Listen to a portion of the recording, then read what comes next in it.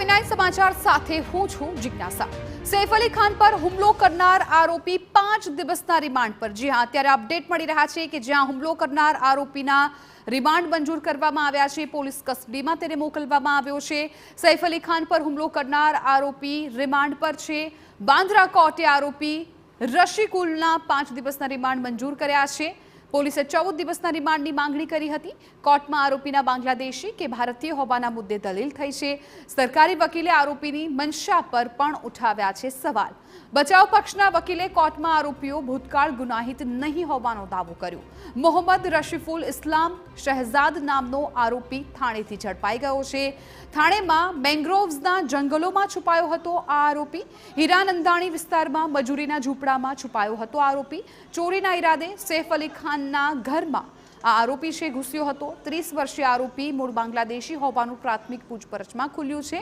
આરોપીએ ઘૂસણખોરી કરવા માટે નામ બદલ્યું હોવાની પણ આશંકા છે।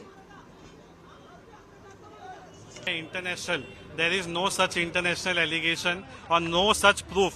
अभी तक इन्वेस्टिगेशन ऑफिसर ने कोई ऐसा प्रूफ नहीं बताया है कि उसमें पता चले कि इंटरनेशनल इश्यूज है।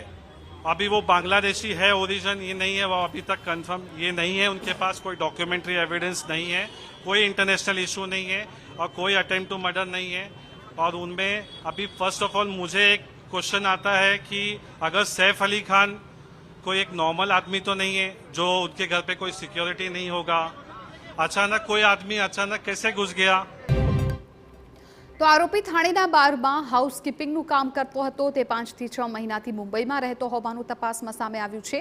પોલીસે તપાસમાં સામે આવ્યું કે આરોપી દાદરથી થાણે ભાગી ગયો હતો, જ્યાં થાણેમાં મેંગ્રોવ્સના જાડી ઝાંખરામાં હીરાનંદાણી વિસ્તારમાં મજૂરોના ઝૂંપડામાં આરોપી છુપાયો હતો।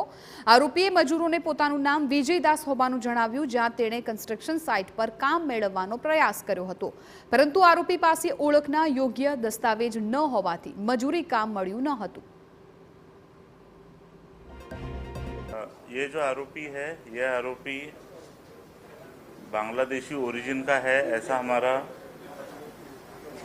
डाउट है। इसीलिए एप्रोप्रिएट इस केस में एप्रोप्रिएट सेक्शंस की वाड़ की गई है और उस हिसाब से आगे का इन्वेस्टिगेशन किया जा रहा है। ये एक्यूज्ड पिछले 5-6 महीने पहले मुंबई आया है, ऐसा पता चला है। कुछ दिन ये मुंबई में रहा, बाद में मुंबई के विसिनिटी के कुछ टाउन्स में रहा और 15 दिन पहले फिर मुंबई आया है, ऐसा इन्वेस्टिगेशन में पता चला है। क्या काम करता था सर? हाउसकीपिंग एजेंसी में काम करता था। किसी बार में काम? આરોપી કેવી રીતે ઝડપાયો તે માટે પોલીસના પ્રયાસો જોઈએ તો 72 કલાકની સતત શોધખોળ કરાઈ, જેમાં 100થી વધુ પોલીસ અધિકારીઓ તપાસમાં જોડાયા હતા। પોલીસે 15થી વધુ શહેરોમાં તપાસ કરી, જેમાં મહારાષ્ટ્રના મુંબઈ, થાણે, પાલઘર, વસઈ, વિરાર, મીરા ભાઈંદર, નવી મુંબઈ, રાયગઢમાં શોધખોળ કરી હતી। આ સિવાય મધ્યપ્રદેશ, છત્તીસગઢ અને ઉત્તર પ્રદેશના શહેરોમાં પણ તપાસ કરવામાં આવી હતી। સમગ્ર મામલે 6 અલગ અલગ શકમંદોને ઝડપીને પૂછપરછ કરવામાં આવી।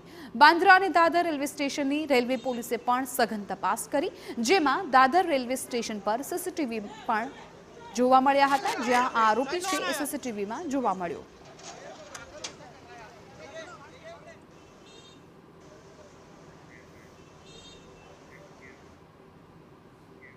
અને હવે અન્ય સમાચાર જોઈએ।